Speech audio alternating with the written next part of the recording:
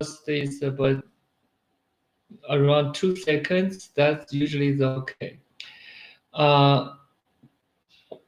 Now this one, when you replace a link of 1.54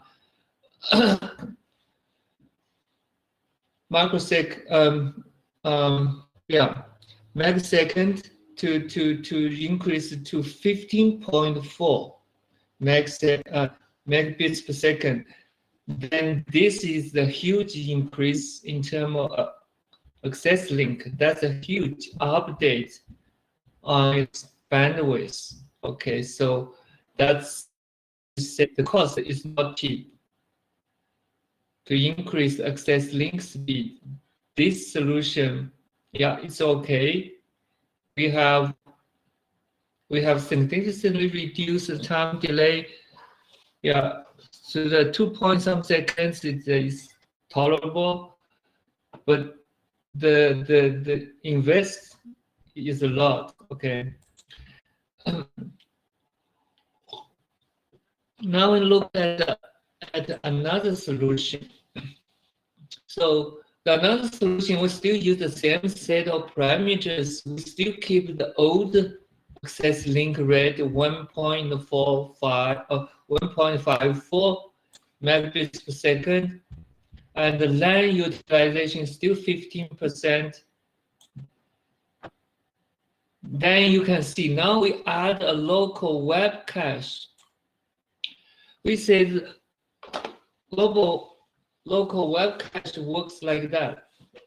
Just say when you have a user inside this institution network, if a user try to visit some website that's kind of far away in the internet, let's say this one. Okay, so those local web browser will first contact the local web cache to see if there is a temporary copy of this web page. So that means if the web page that's stored in the server, it has been visited before by some other users in the same access network. That means then the contents of that web page should have kept a copy in the local cache. So in that case, when you try to visit that same website again, and your browser will first check the local cache to see if there's a copy there. If there's a copy, then it only just retrieve the web contents from your local cache instead of from the remote web server in the internet. So when this is available at the local cache, but we know that the local traffic is very fast. It's the fastest has the shortest delay among the 3 parts of delays. We say it's like in the order of a microsecond. Did you remember that in the last slides? We say, yeah, the LAN delay is in magnitude of microsecond. So that's very, very fast, okay, locally. But if what you request, the web contents cannot be found at the local cache, then you're going to still need to go visit the remote site, okay, remote web server that in the internet. So now let's see how we can calculate with this kind of local web cache installed, implemented, what is the time delay, how we can estimate the time delay.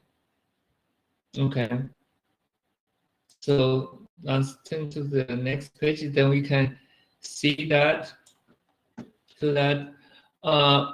So we further assume that the cache hit rate is 40%.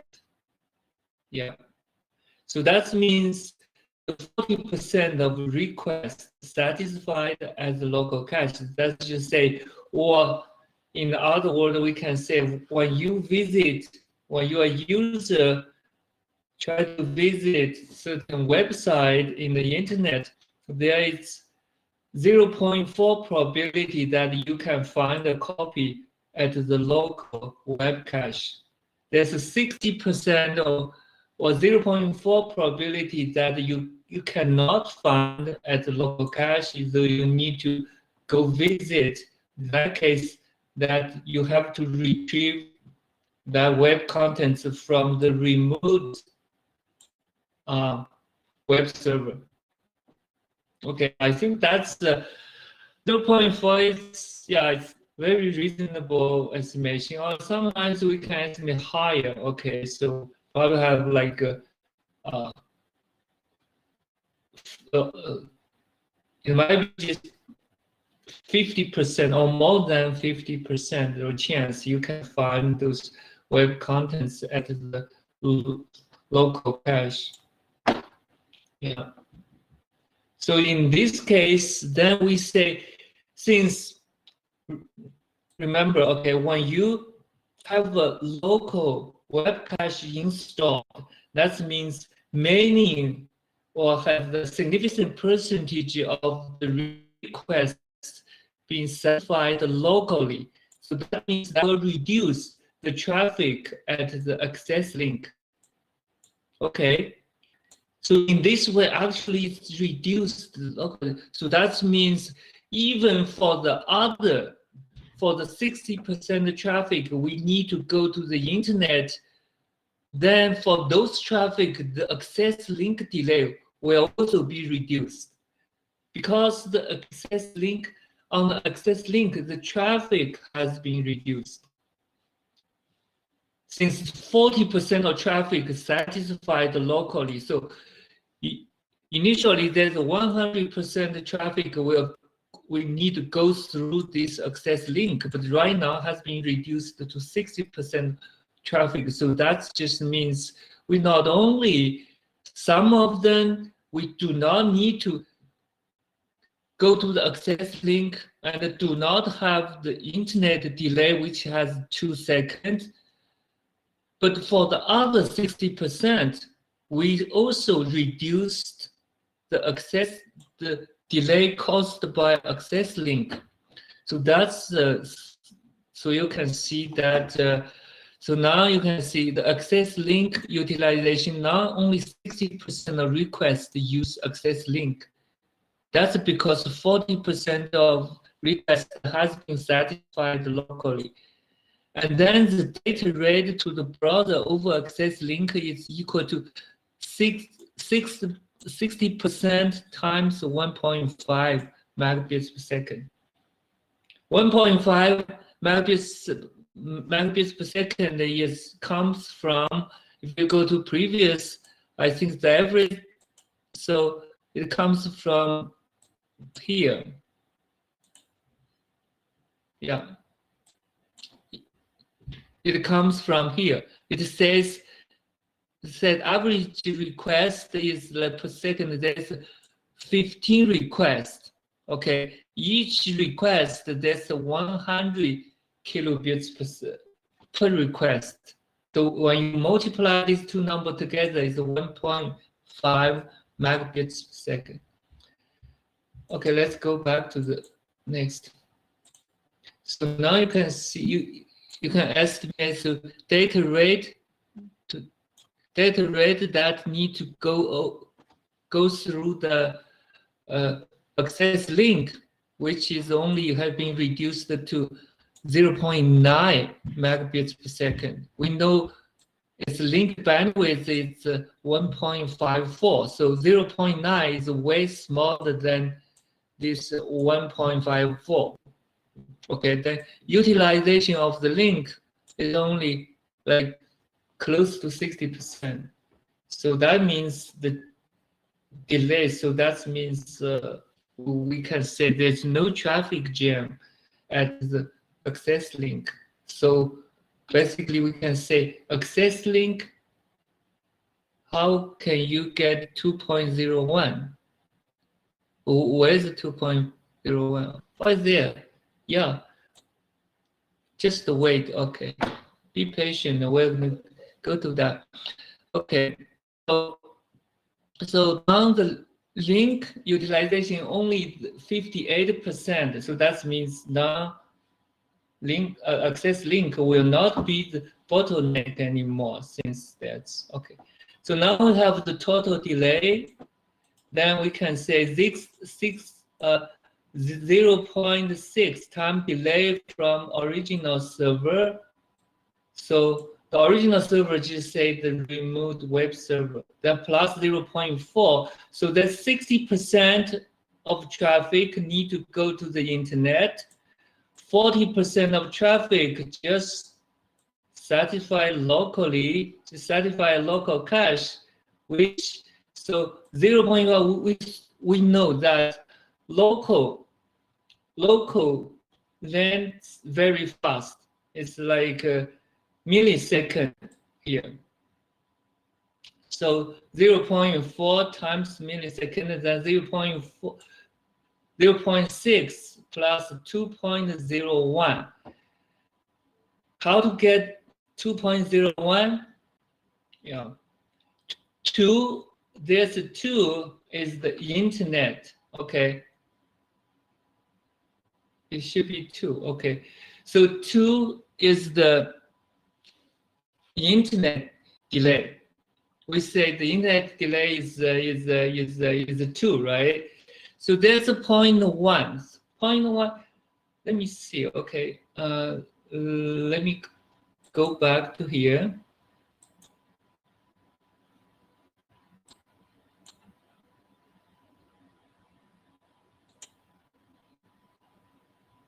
Okay. Initially, so access link utilization.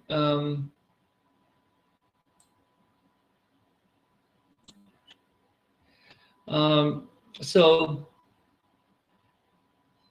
this one request is 100K. 100K, if you can calculate this, 100K over 1.5. Yeah, it's equal to what? It's equal to, you can see the transmission delay is about this. Okay. Okay, we say that the delay type, we have 4 types of delays. Can you still remember that 4 time delays? Transmission delay, queuing delay, processing delay, and propagation delay. So there's 4 types. So when the link utilization is 99%, I think the dominant delay should be the queuing delay. Okay. But when that case is, if since we know that the queuing delay is something like this, right? So if you close to 1, here is 1. So if you close to 1, it means 100%. If you get 99%, so that's actually it's very high. But if the utilization for the link is way lower than 99%, there could be dominant delay, could be the transmission delay. So in that case, the transmission delay can calculate as 100 for one object is 100K over 1.54. Yeah, that's equal to what? 0.067. Yeah, like 65, I think. Yeah, second. So the transmission delay is about this. Okay, so in that case, I think this one you can estimate as 0.1, since this one you also need to add to the local. What is the local? this LAN delay is microsecond. Microsecond is very small. So I think that's it. Yeah. So yeah, so this one is yeah, so I think that's the 2.01 comes from. So this one could be transmission delay. And the transmission delay also need to add to the local delay, but local delay is still at the microsecond. Okay. But this one, I think this one should be microsecond, right? But the things when you add a local cache, this traffic, local traffic could increase. But the increase, I think, is still very small. Okay, yeah. So this 2.01 still equal to 2 seconds. That's the internet delay. Then plus the link delay should be like, as we just calculated, 0.05. Then plus the local area delay. So or you can say the local area delay usually is microsecond. So has been as with 2.01. That's right. So in that case, you do not need to upgrade the access link, but you do need to install a local web cache. And this is the much cheaper solution because the average delay right now is like only 1.2 seconds compared to the first solution. The first solution average delay is still over 2 seconds. The reason is we can reduce the time delay to below 2 seconds. The reason is there's 40% of traffic basically that can be satisfied locally that basically has no delay. Okay, only at the order of okay. So yeah, that's only at order of a microsecond. So that's very, very small. But the other 60% is also, the time delay is also reduced compared to the original problem. Okay. The reason is the reason is the low 60% of traffic, the time is also kind of reduced is because the access delay, sorry, the access link traffic rate has been reduced. Okay, so that's the, yeah, that's probably the probably I say the first kind of complicated problem we have made so far. Probably most complicated problems that involve the internet, access link, and access network. Yeah, so with this local cache available, then we can talk about this conditional get in the HTTP command. In HTTP command, we have this conditional get. So what's it mean? That's just to say when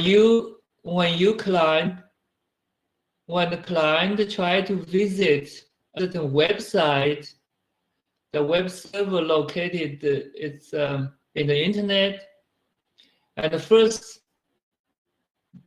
local client request will be forwarded to the local access networks that's web cache. Okay, first the request will arrive the the local cache. Then local cache just to check. Now let's see. Oh, okay, I'm not going to. It has been written here. Okay, the goal is don't send object if the cache has up-to-date cache versions. But how to check if the cache has the version, you still need to check if the remote web server has the updated version, or the local cache probably has the older version, right? So now still, so now let's see. Okay, so the cache specified that of the cached copy HTTP request. Then if modified sense. So basically, first your server, sorry, first the host will send a request from the local cache. Then local cache will send a request to the web server. But in that request from the local cache to the web server, the send is actually used so-called conditional get. Okay.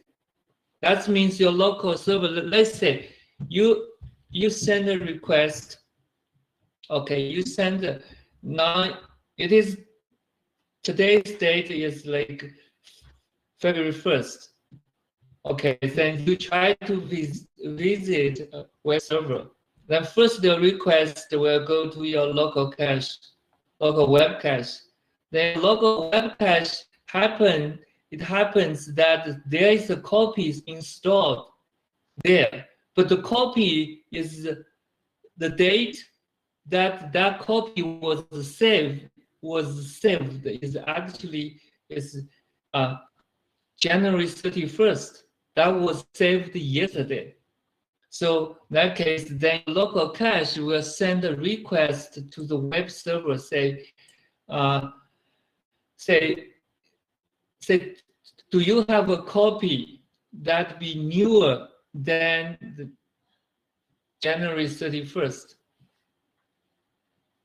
So if the server, just say, it's actually say, if you have a copy newer, then we just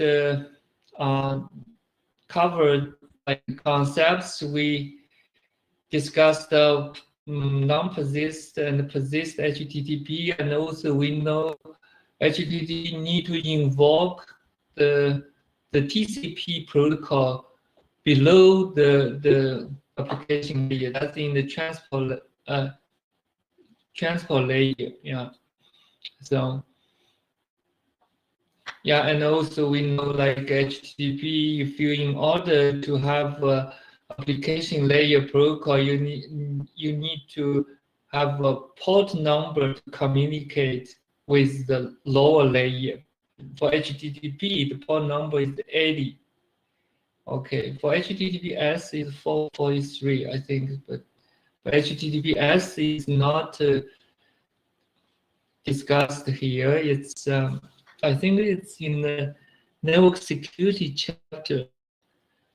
HTTPS is actually the secured HTTP.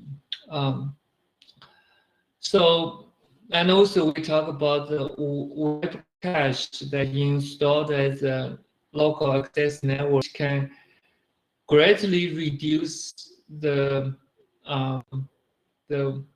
web service, the time delay of web browsing. Yeah, okay. All these things, I think that next we talk about the electronic mail, email protocols. Email protocol actually have, we're going to mention the 3 protocols. Yeah, email, yeah, we try to go very quickly. Okay, I think email is kind of simple, but DNS is more important, and P2P is kind of unique.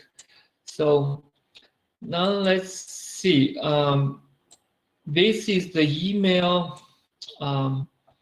Email actually is not being realized by one single protocol. It has several protocols. Because first, let's see, what are those email components? So we have user agent, we have mail server, okay, and the protocols. So now we can see that here is one party with user agent and mail server. For example, as we are like University Windsor users, right? The Windsor network users. So you have user agent. User agent basically means, for example, your local Outlook. Okay, yeah, it's iMail or your Apple Mail or you just use the Gmail in your Google Chrome. All this called user agent. There's also mail server. So our Uwinzer do have a mail server, right? So I think when we talk about the DNS, we should be able to pin or to look up the IP address of our Uwinzer mail server. So actually, we are show you that when we talk about DNS server, DNS protocols. So there's mail server, there's user agent. When you try to send an email, let's say some other university, your friend in some other university or some companies, then they have their own mail server, and your friend will be accessed like or his or her laptop or a computer or just cell phone. They have user agent installed on their local device. So basically something like that. And the SMTP, so SMTP is the email protocol that is running between the mail servers. Okay, so all this SMTP, but we mentioned we have several protocols that are working together to provide email service. So there could be other type of protocols running between the server and the agent. Okay, the mail agent and the user agent and mail server, they could be running a different protocol. So we're going to see that. So now let's see the user agent. Just like if you use Microsoft Windows, then probably you also use the user agent as Outlook. The Outlook, what user agent can do is you can composing a mail, editing mail, reading mail messages. Okay, yeah, and also you can you can manage the outgoing email, manage the incoming email stored on the server. You think? Yeah, okay. Then mail servers. Mail servers contain the mailbox. They contain incoming message for user. So some people, so you're receiving email from other party that the mailbox at the mail server will store those incoming message for user. Yeah. So that's in mail server. Actually, not in user agent. User agent can download email message from your mailbox, but the mailbox is actually in the mail server. And then message queue for outgoing mail message. So sometimes you can see when you try to send out an email, your computer might say, yeah, it's not successful. I'm gonna wait and then go to resend again. So at least there's a message queue to temporarily store the message that to be sent. Or sometimes if internet is down, right? If there's no internet, when you try to send a mail, they're going to temporarily just store there to be sent. SMTP protocol between mail server to send the email system. Yeah. So SMTP protocol. So that's called simple mail transmission protocol. That's usually run between mail servers. So you can see the mail server actually could be acting as the client and the server at the same time. So when a mail server is receiving mails, then just acting like mail server, and they can send it to the mail, then they're acting like client.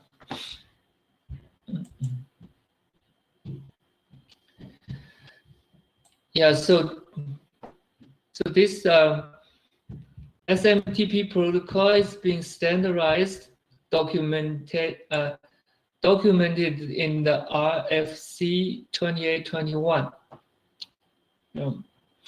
So use TCP to reliably transfer email message from client to server, port number 25.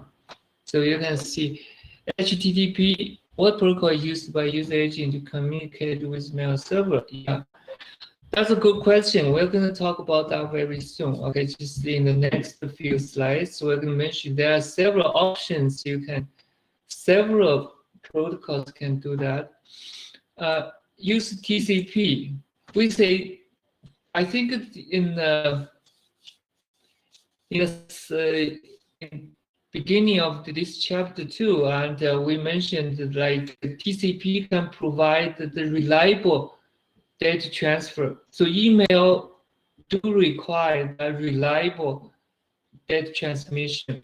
Okay, so since the email is not like a video, okay, multimedia content that could allow certain low rate of could allow a little bit errors. I mean, yeah.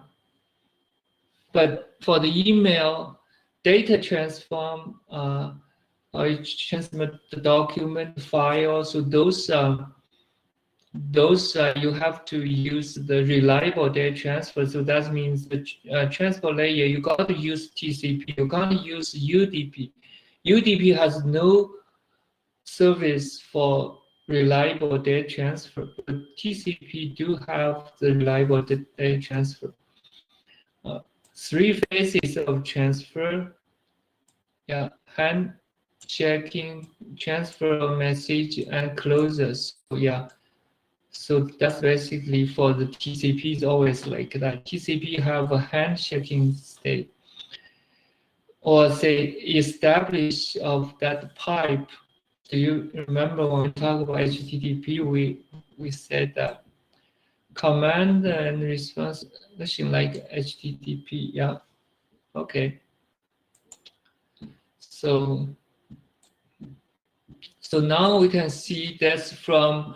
This is the email sender. This is the email receiver. Okay. So we have, yeah, we divide it into 6 steps. Now let's see each of step. First, that Alice is a user agent. Okay, to compose message to this is the email address, which is supposed. This guy is called Bob, I think. So this Alice, the user agent, so that's the step 1. Just Alice just compose her email message. Step number 2, Alice, the user agent, sent the message to her mail server. Message placed in the message queue.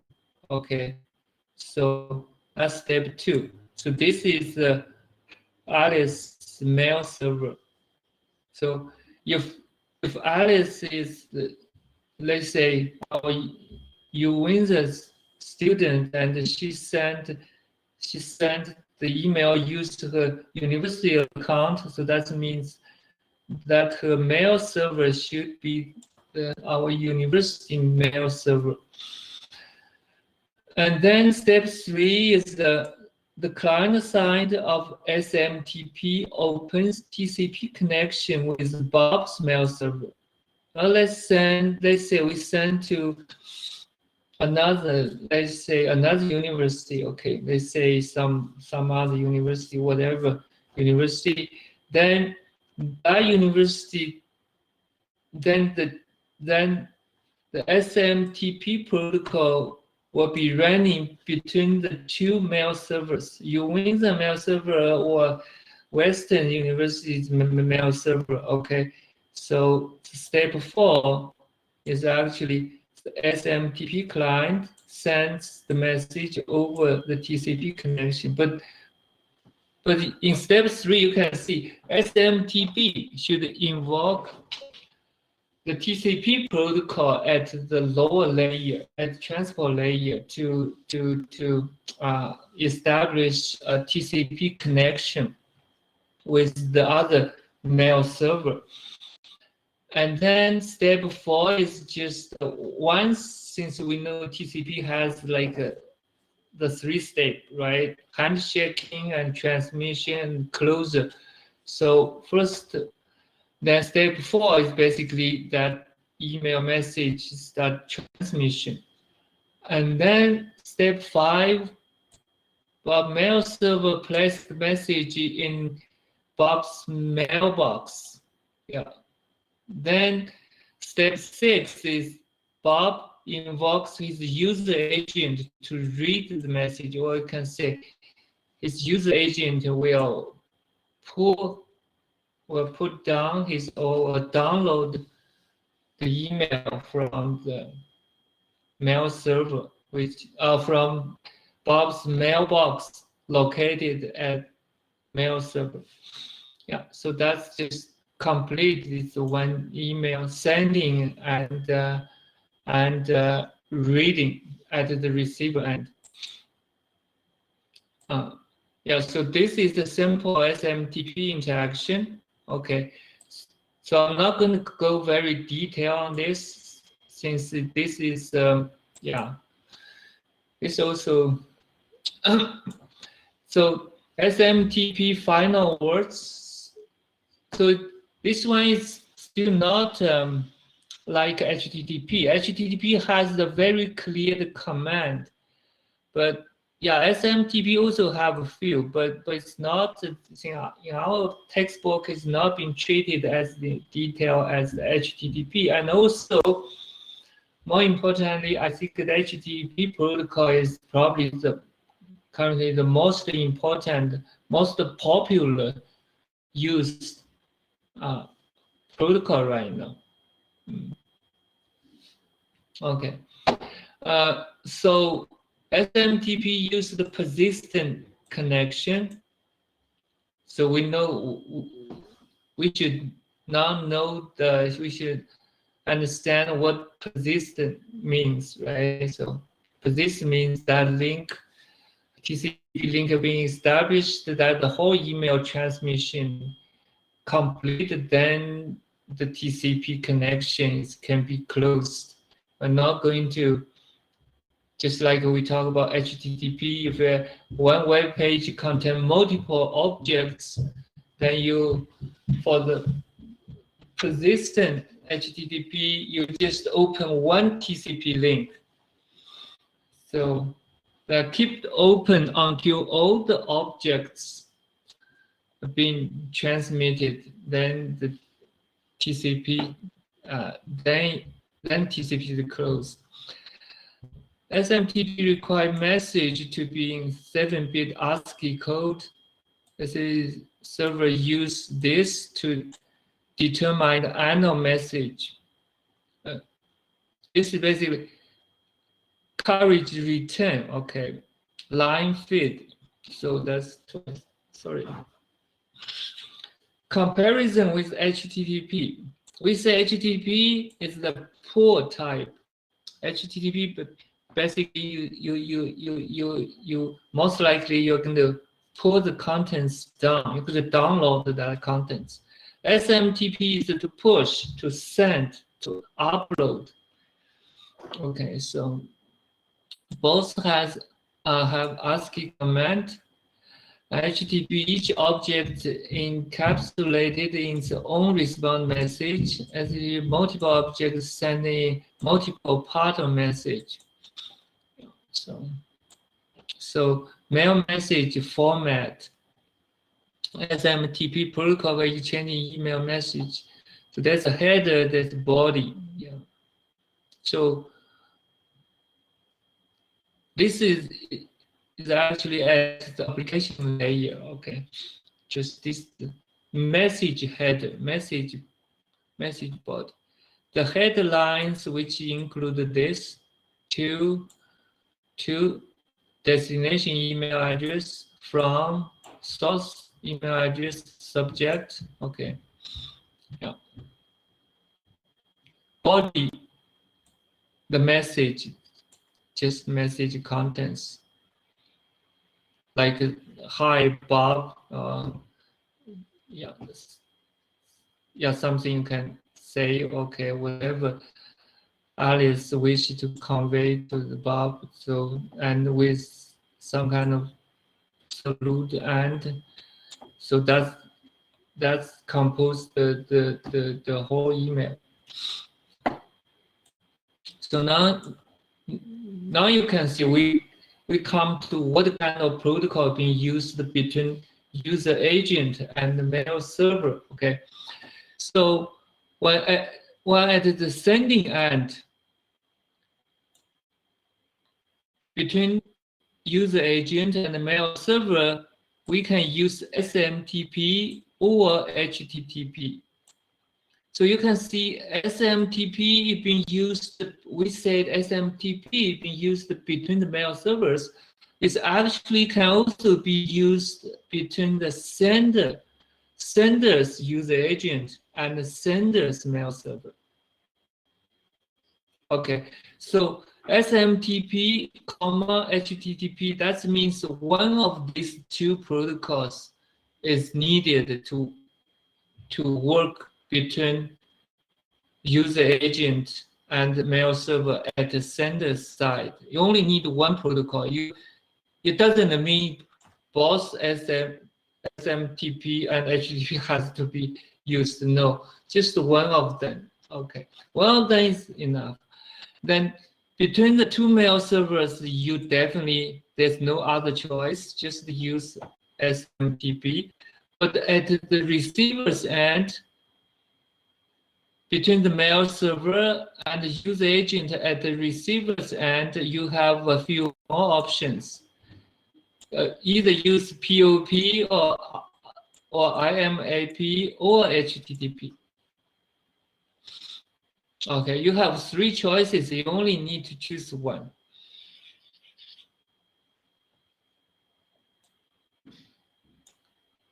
So SMTP's delivery storage to receiver server, mail access protocol, retrieval from server.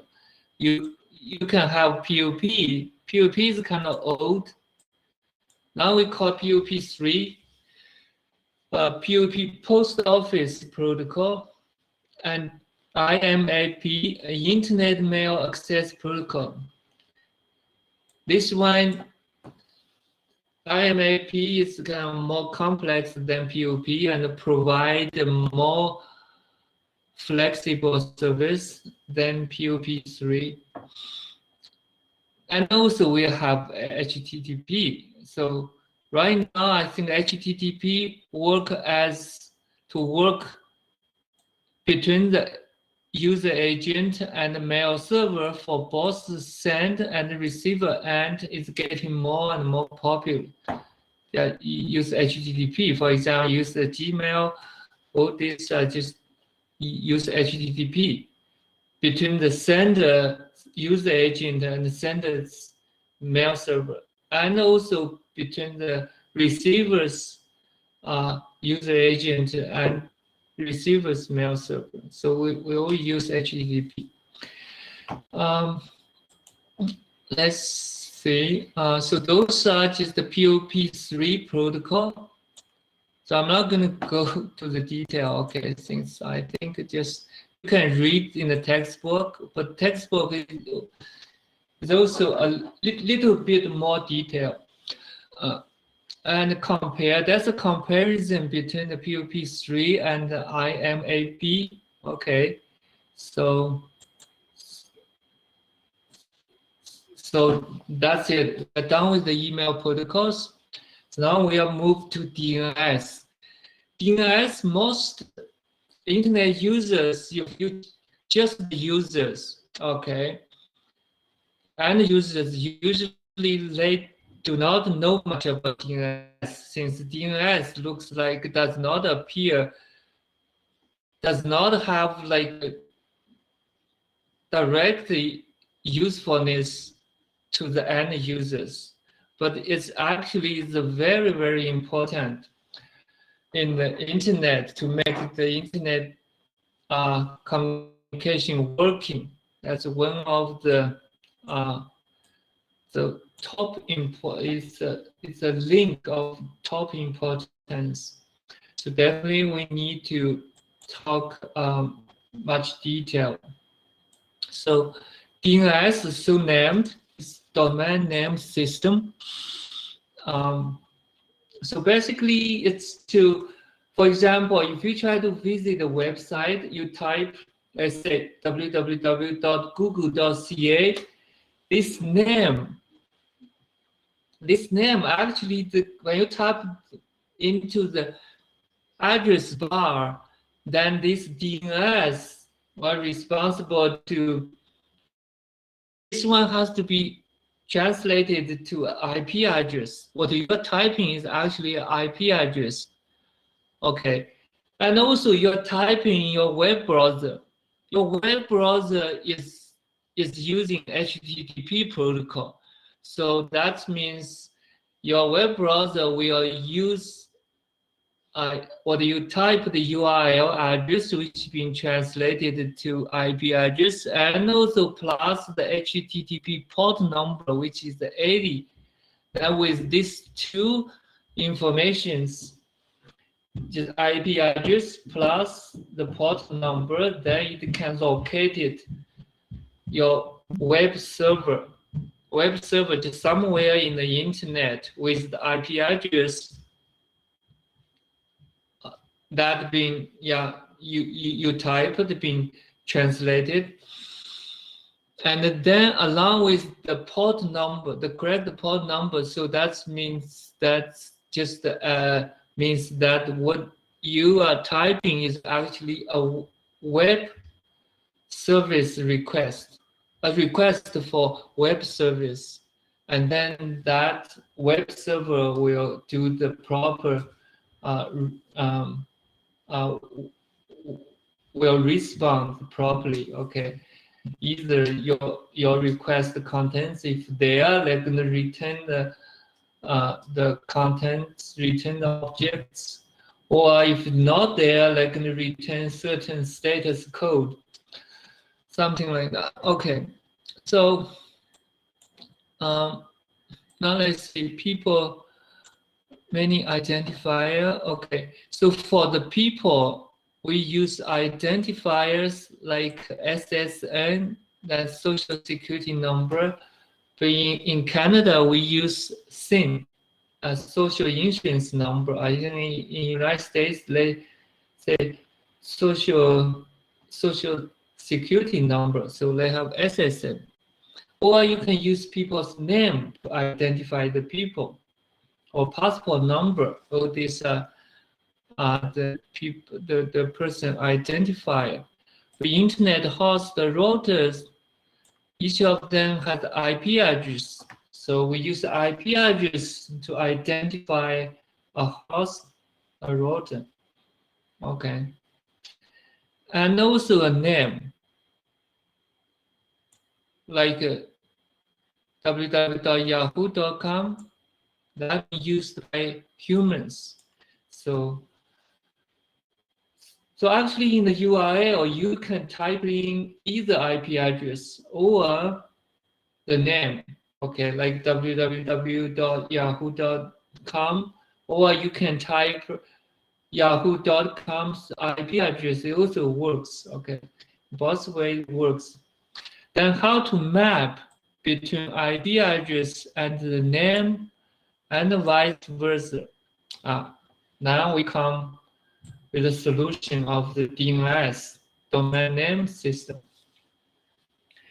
That's just one of the basic functions provided by probably the most important function service provide domain name system. Just do the translation between the name and IP address. But the domain name system actually have more services. We'll definitely cover that part too. Okay, excuse me for 1 minute.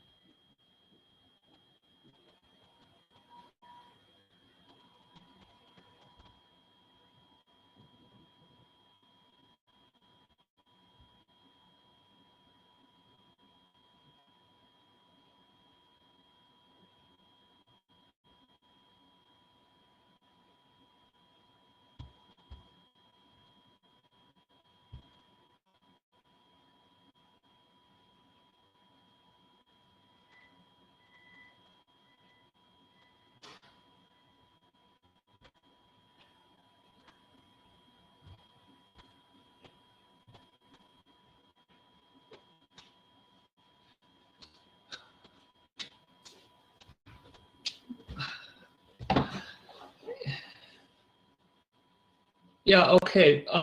So I'm back. Okay. So we say domain name system, DNS system provides the most important service of to translate a URL like a name to the IP address. So then let's see the domain name system. So this is the just like the email protocol or HTTP protocol, the domain name we also have a server called DNS server. Okay, so this server, each server will have will have a database that been in a domain name server. So that database will contain lots of, let's say, many entries. Each entry will contain a name and IP address. So in that case, if you type a name, then your request will be sent to the DNS server. DNS server will check its database, then to let your name, that your like web name, like www.yahoo.com, then to match to see if it match to any entries in the local database. If there's matches, they will read the corresponding IP address. Yeah, just like that. That's the simple. That's the simple function that performed by DNS server. Application layer protocol. It has host name servers communicate to resolve names or something. The core internet function implement the application layer protocol. Complexity and age. Okay, that's not much information. DNS services and structure. So that's the two important thing about DNS we need to know. So it provides service host name to IP address translation, and the host what's it called, Anything, canonical name and Alice names. Do I pronounce it correct? Alice. Okay. Mail server Alice load distribution. Yeah. Replicated web servers, many IP addresses corresponding to one name. Yeah.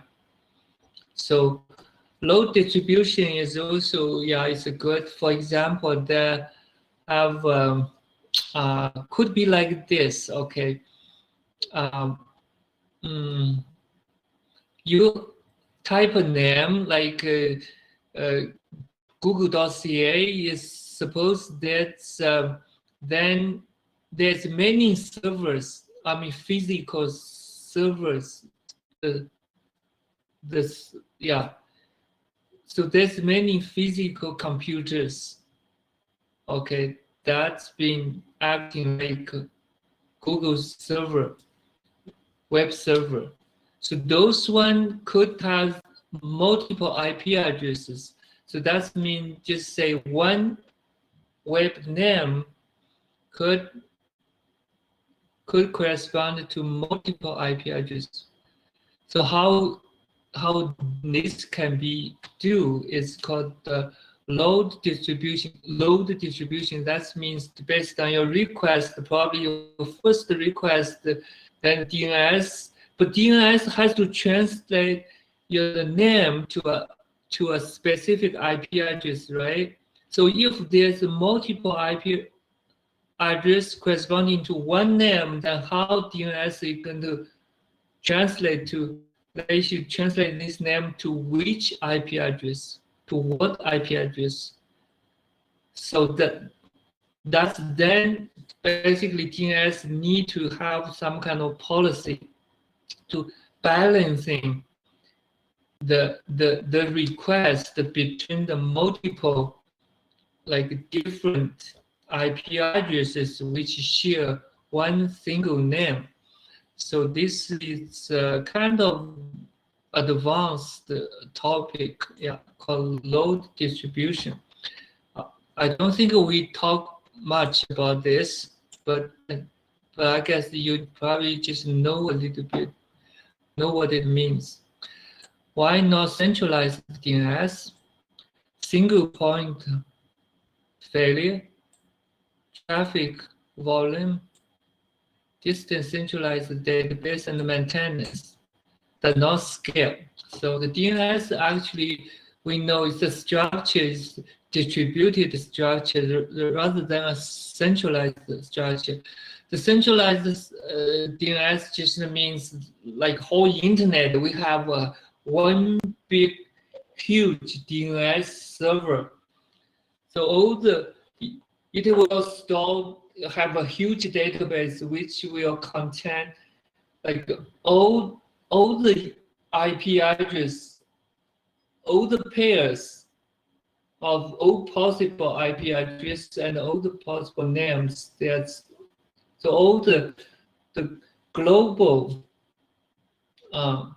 the web names and IP address, everything is stored in one huge database and located in one DNS system.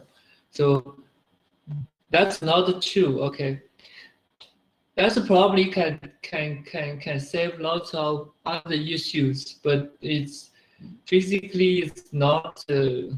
Yeah, to actually implementation is not feasible. So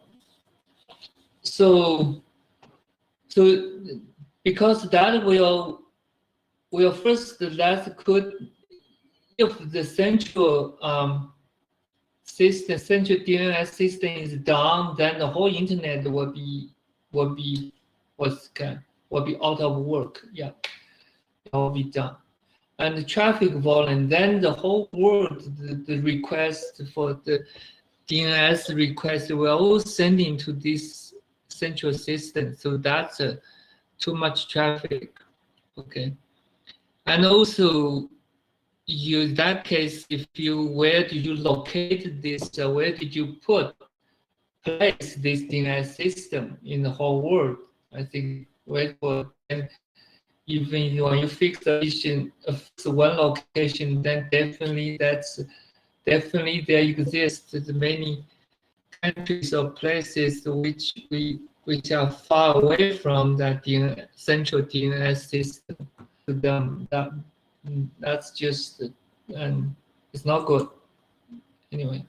So then what is the actual distributed hierarchical DNS database? So we have root DNS servers. We have tier 2 DNS servers. We call .com DNS server, .org DNS server, .edu DNS servers. And maybe we have .ca DNS server. Each country can have like a DNS server. Okay, .uk DNS server, like that.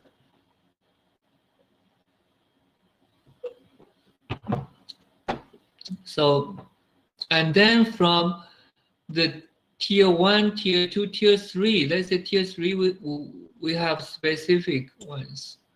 Yeah. So each of these, for example, for us, we have uwindsor.ca. We have local DNS servers. So this DNS server could contain many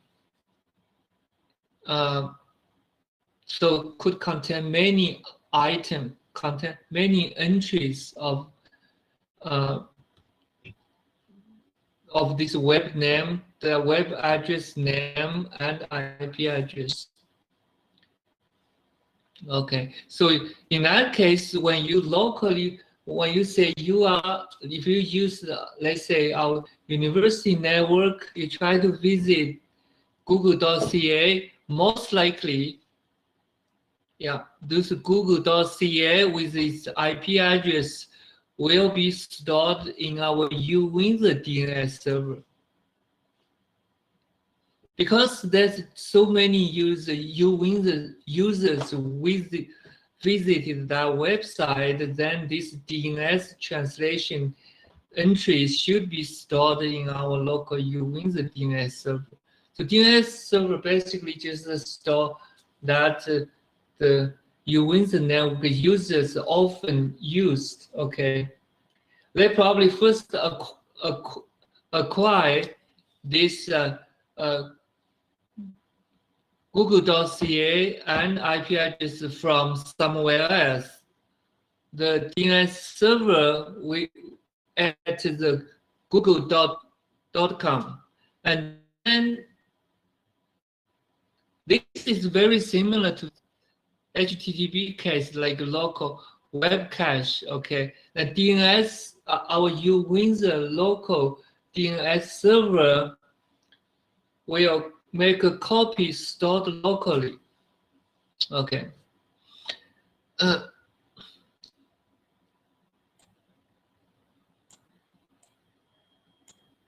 Yeah, okay, then that's not much. Yeah, I think this part is kind of simple. Even DNS is very important, but it's how it works. It's quite simple. Just do the translation. There are a little bit more service we can talk about. Then I think it will be following slides. I think we will talk a little bit more. Compatible local name server that cannot resolve the name. Cannot resolve the name just means the DNS server does not have the entry contain the translation, the translated pair. I mean the pair of the name and IP address. Root name server, then contact authoritative name server if name mapping not known. Get mapping returns mapping to the local name server. Okay, so basically, if we go back to the previous, I want to show Oh, it's 2:22. Okay. Wow. Okay. So yeah, that's the good thing is we finished the HTTP. We finished the email servers. So we started DNS. That's good. So we do have a lab session tonight. Okay. So we're going to talk about, I think our GA will talk about the lab too. Okay. Yeah. So please attend.